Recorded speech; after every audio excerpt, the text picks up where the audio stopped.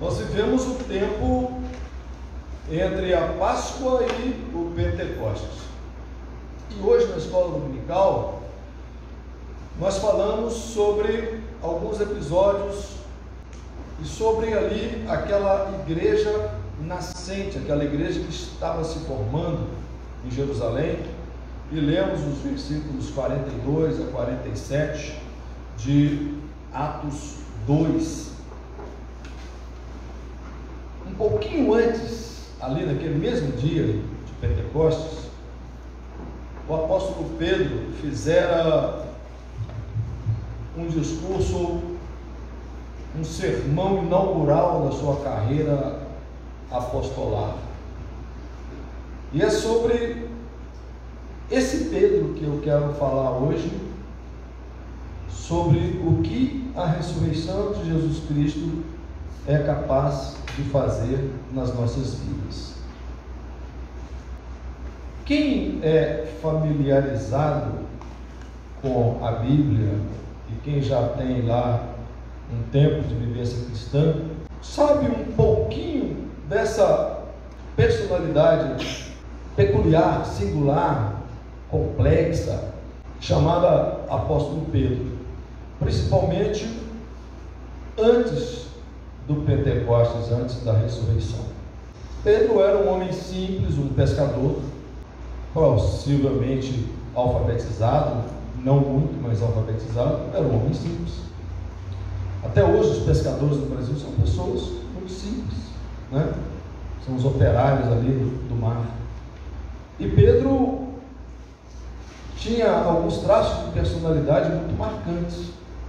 Ele era muito voluntarioso, ele era muito autoconfiante, ele era muito assertivo e ele era também, de certa forma, precipitado, outras vezes arrogante, mas era dos apóstolos talvez aquele que mais nos chama atenção para a sua humanidade. Eu gosto muito do Pedro, porque o Pedro mostra quem nós somos. Alguns passam um verniz, escondem, mas Pedro não. Pedro era aquilo. Sabe, vocês devem lembrar vários episódios de Pedro com Jesus. Teve uma hora que Jesus chamou Pedro de Satanás, né? Passa para trás de mim, Satanás. Pedro querendo tirar Jesus de cabeça dessa coisa de entregar-se ao sacrifício. Pedro falou: não, Senhor, espera aí. Pedro, personalidade controversa, lá no Monte da Transfiguração, achou tão bom aquilo lá que propôs fazer lá uma tenda e ficar por lá mesmo, né? Pedro que jurava para Jesus que iria com ele até a cruz, até o sacrifício. Naquele mesmo dia negou Jesus 3 vezes. Pedro, ele era um turbilhão de sentimentos, um turbilhão, e por isso essa personalidade tão cheia de traços, ela me encanta, porque nós somos Pedro em vários momentos. A gente faz juras de amor a Jesus, quando vira ali a esquina, a gente nega Jesus, a gente diz que essa palavra é nosso padrão de ética, mas vira a esquina, o que a gente fala, o que a gente faz é pura negação da própria palavra. Então Pedro era isso, mas ele tinha também uma característica muito interessante. Ele era aquele camarada que depois que fazia as coisas erradas, ele arrependia, ele sofria, coitadinho, sabe? Sofria demais o Pedro. Depois que ele negou Jesus 3 vezes, então, tadinho do Pedro, tanto que ele sofreu, tanto que ele chorou, tanto que ele amargou aquela, não vou chamar de traição, mas aquele gesto dele de negar Jesus ali, logo ele que andou tanto com Jesus, né? Ele sofreu demais. Então, assim, acho que de todos os apóstolos, que mais mostrou a sua humanidade, a sua fragilidade, foi o Pedro. Pedro quer dizer pedra. Então talvez de fato ele fosse uma pedra rústica, uma pedra não polida, uma pedra ainda precisando de lapidar, uma pedra precisando de melhorar. E quem fez isso?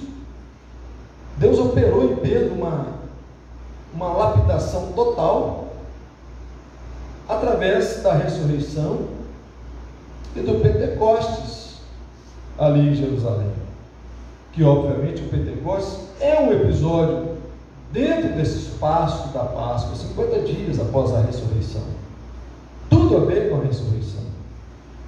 Como na escola dominical eu falei da igreja que nasce pujante, comunitária, uma igreja que pensa no todo, na comunhão, no partir do pão, que dá graças, que ora junto, que celebra junto. Essa igreja que nasceu impulsionada pela ressurreição, aqui nasce também um outro homem.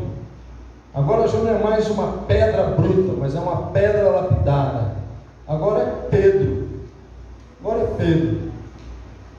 E não tem essa história que alguns protestantes negam, que Jesus construiu ou não construiu a igreja, sobre Pedro.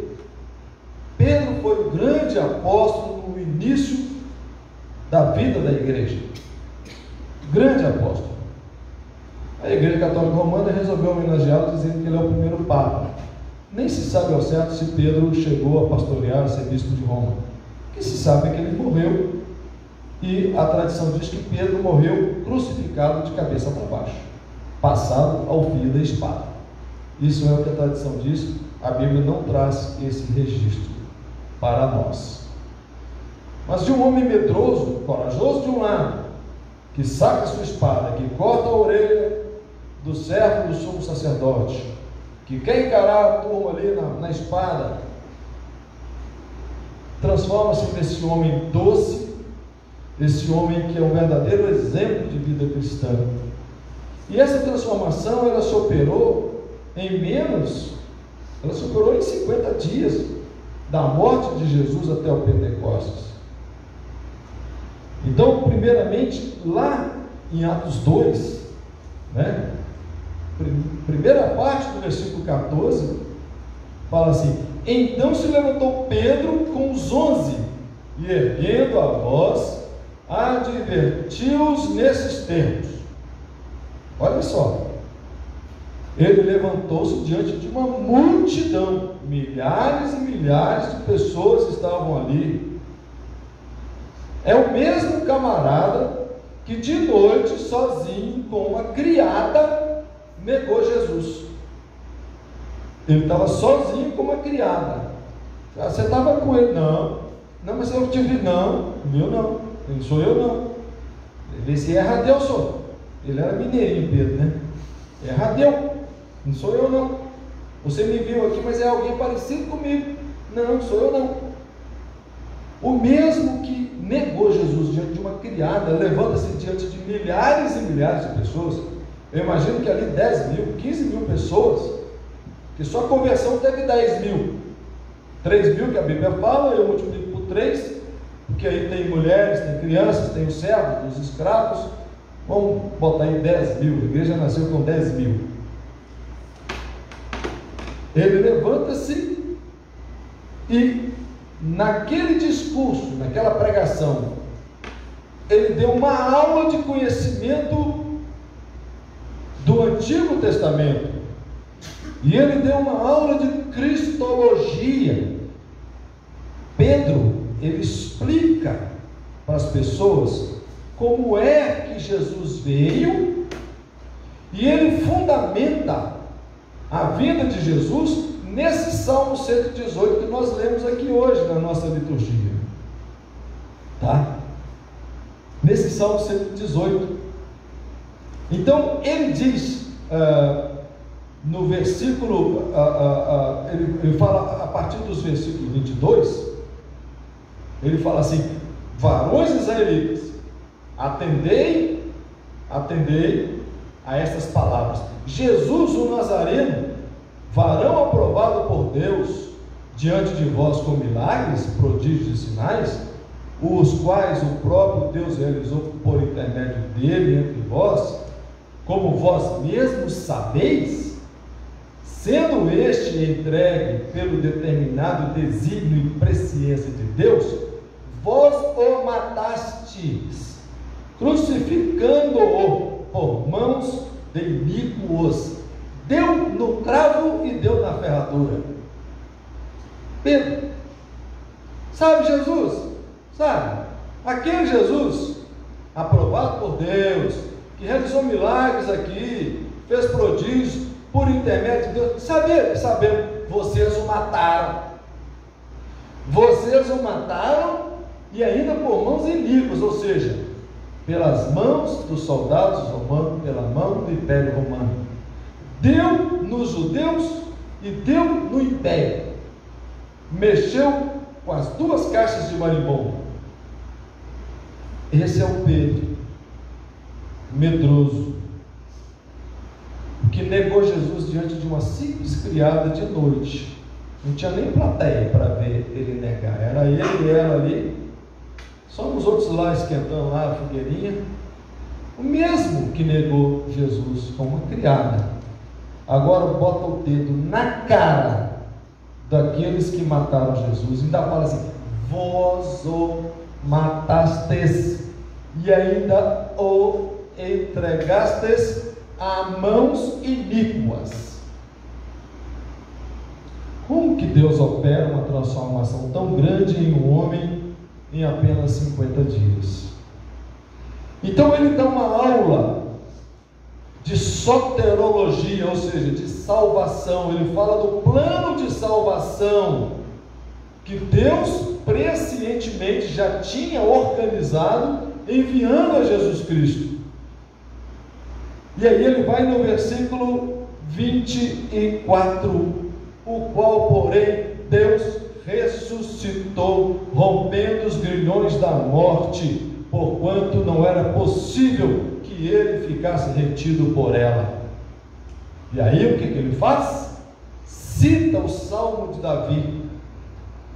Cita o Salmo de Davi, em que ele, Salmo 16, 8 a 11, em que ele cita aqui Davi: diante de mim via sempre o Senhor, porque está à minha direita, para que eu não seja abalado. Por isso se alegrou o meu coração e a minha língua exultou. Além disso, também a minha própria carne repousará em esperança. Olha só: porque não deixarás a minha alma na morte, nem permitirás que o teu santo veja corrupção. A outra versão diz: não permitirás que o teu santo apodreça.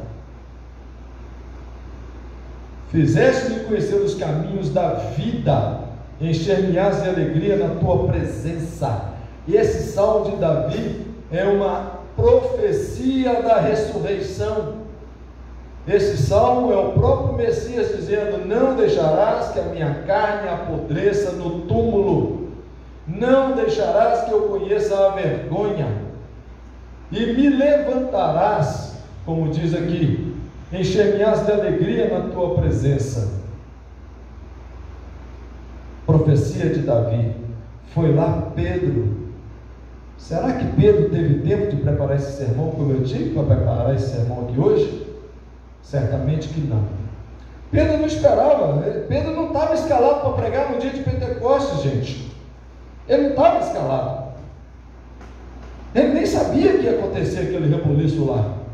E no entanto, ele estava preparado para dizer quem era Jesus, qual era o plano de Deus, quem matou Jesus, os dois, o poder religioso e o poder político, e a ressurreição. Foi lá no Salmo 16 buscar a ressurreição e dizer: não deixarás o teu servo envergonhado, não deixarás que a carne dele apodreça, mas vais me tirar da morte, vai me encher de alegria. Pedro falar de ressurreição para judeu. Os poderosos geralmente eram os saduceus, que negavam a ressurreição. Os fariseus eram simpáticos à ideia, mas os saduceus não. Os saduceus dominavam lá o sinédrio. Não, você está delirando, Pedro. Você está delirando. Falar de ressurreição, pois é, esse ressurgiu. Ele ressurgiu e ele mandou o seu Espírito aqui hoje e ele está agindo aqui entre nós. Agora eu quero que você me viaje comigo ali para o Evangelho de João, capítulo 21. Pedro, nosso querido Pedro, nosso só coração Pedro, puro sangue Pedro, depois de triste, desapontado com a morte de Jesus, desanimado porque, voltou à vida de pescador, estava lá no lago de Tiberíades pescando, noite inteira pescando, não pescou nada, noite inteira pescando. Parece ali um homem para ele, fala assim: joga aqui a rede aqui desse lado. A sabedoria dos pescadores diz o seguinte: se pesca de noite, de manhã você já não vai pegar mais nada. Quem pescou à noite, pescou. De manhã a luz já está chegando, o sol está chegando. Vontade de falar para aquele camarada aqui é que você entende alguma coisa de pescaria, ou meu? Você sabe alguma coisa de pescaria? Estou aqui a noite inteira sem pescando, não pesquei nada. E você chega e me manda jogar a rede aqui para esse lado? Sendo Pedro quem era, ele era até capaz de falar assim, Mas não, ele viu aquele sujeito, falou assim: deve conhecer esse camarada de algum lugar. Lançou a rede, e a rede encheu de tanto peixe que os outros tiveram que vir juntos e arrastar a rede lá para a margem, e já tinha lá uma brasinha, peixinho assado, coisa gostosa, logo assim de manhãzinha.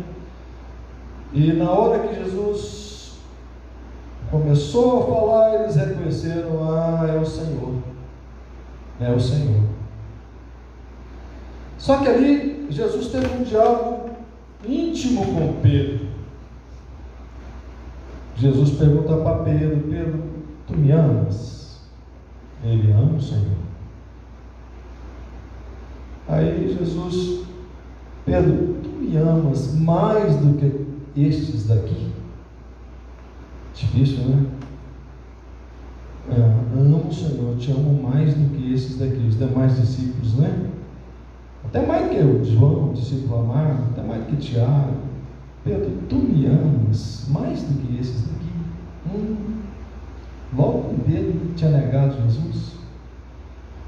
Amo o Senhor.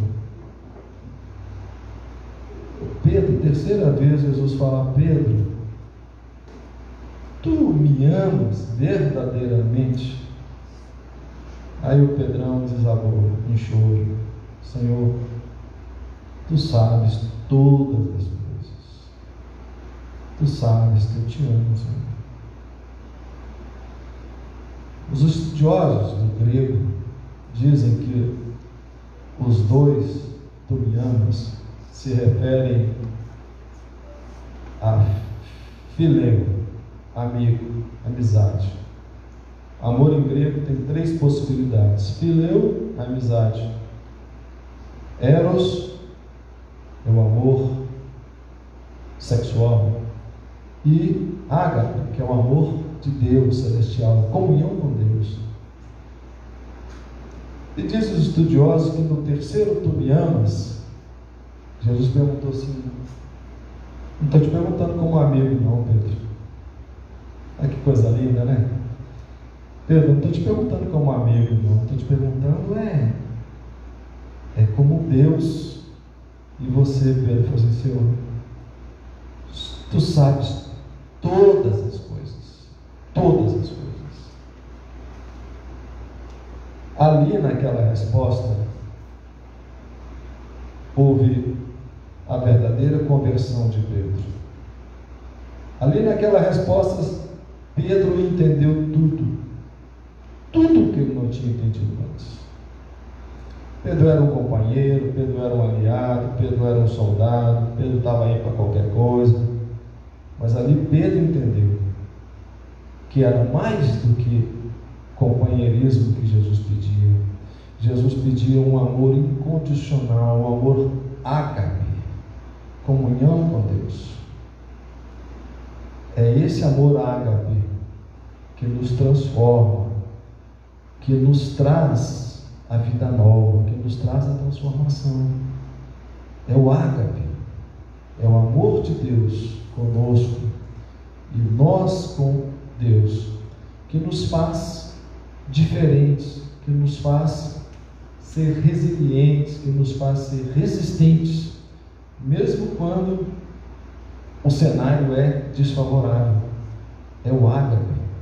Pedro entendeu, e naquele momento ele realmente se converteu. Ele conheceu a Cristo. Falou assim: agora eu conheço.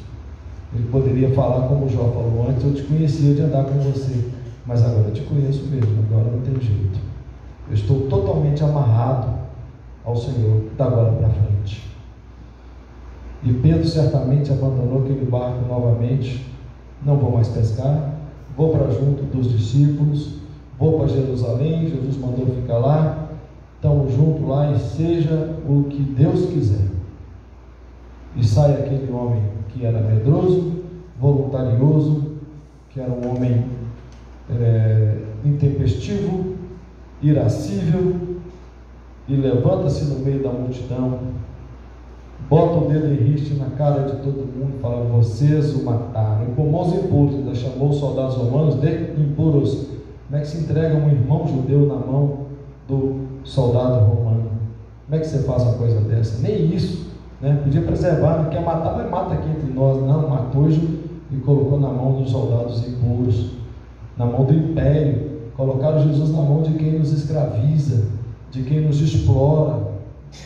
Olha o que vocês fizeram. A fala de Pedro colocou Jerusalém com vergonha. E naquele dia, cerca de 10.000 pessoas, 7.000 por minha conta, já expliquei, 10.000 pessoas converteram-se a Cristo. E aí nasceu a igreja. E um pouco remanescente daqueles 10.000 está aqui hoje, reunido. Somos remanescentes daqueles 10.000. E tem mais um tanto de remanescentes reunidos nessa hora aí ainda, celebrando a Cristo, ainda celebrando a ressurreição. Mas Pedro só deixou de ser pedra bruta e virou pedra lapidada, porque a ressurreição promoveu nele a transformação. Como diz o apóstolo Paulo: se já ressuscitastes com Cristo, pensem nas coisas do alto. Tem gente que está esperando a ressurreição do último dia. Nós não. A ressurreição do último dia, o quê? Já ressuscitamos com Cristo. Paulo já falou. Quer conferir? Colossenses 3:1. Tem gente que está dizendo: no último dia eu vou ressuscitar. Seu meu amigo, meu irmão, você vai morrer, eu vou morrer, mas nós já ressuscitamos, porque estávamos mortos nos nossos delitos e pecados, e Deus nos transformou em nova criatura. Quem está em Cristo é nova criatura. Você já ressuscitou. Paulo falou, Colossenses 3:1, confere lá, seja bereano. E tem gente aí esperando a ressurreição para esperar que Jesus Cristo faça sacrifício de novo. Nós com Jesus já estamos entendidos, nós já estamos totalmente entendidos. Tem gente aqui que não acredita que vai passar no juízo final. O juízo final seu já chegou, meu irmão, minha irmã. O juízo final nosso chegou, já estamos entendidos com Deus. O juízo não é para nós, o juízo é para quem não tem Deus. O juízo é para quem anda aí. A revelia, quem está de costas para Deus, quem não está nem aí. E isso é um problema lá. Nós não temos juízo. Juízo. Que juízo? Eu passei pelo juízo aqui agora há pouco no culto. Confessei meus pecados. Você também confessou. Que juízo? Não tem juízo não. Que ressurreição do último dia? Que último dia? Você já está ressurreto.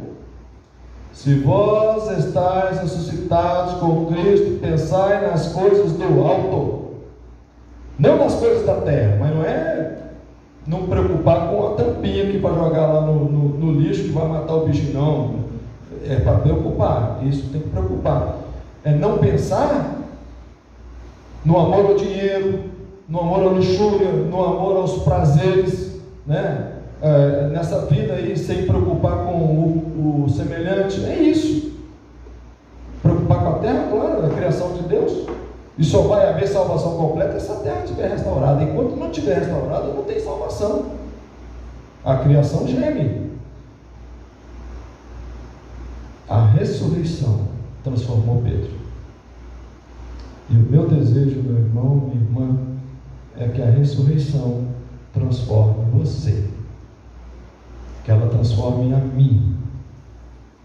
Como diz Paulo, uma nova maneira de pensar. Que você deixe de ficar repetindo as coisas que você ouve os outros falarem.